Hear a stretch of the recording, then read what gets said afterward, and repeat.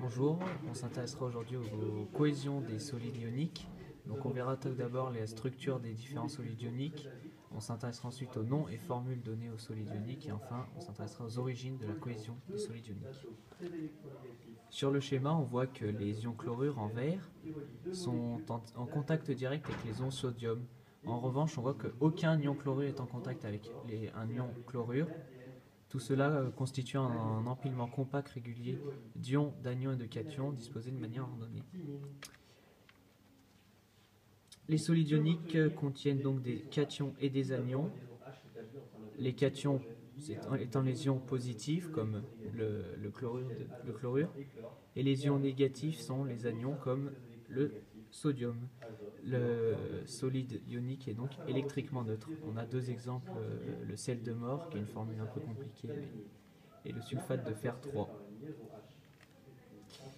On voit aussi sur le schéma que la formule éclatée du sel de table, donc on voit bien que les ions sodium ne sont jamais en contact avec d'autres ions sodium. Donc les ions de même signe, donc les ions sodium se repoussent, les ions sodium et chlorure en revanche s'attirent avec la loi de Coulomb. La cohésion d'un solide ionique est donc assurée par des liaisons ioniques.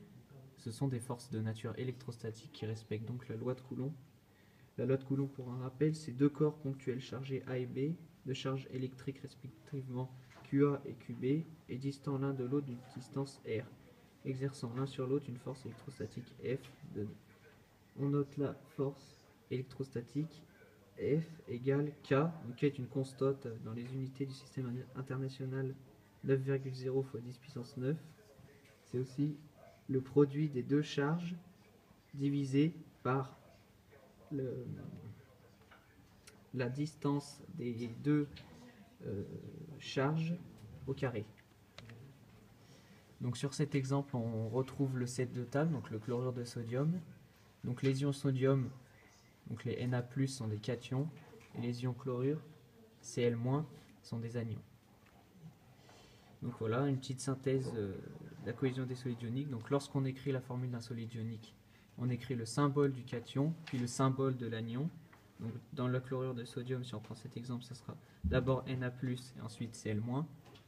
Chaque symbole est suivi d'un indice qui correspond au nombre de fois que l'ion qui précède doit être présent pour que l'association soit électriquement neutre.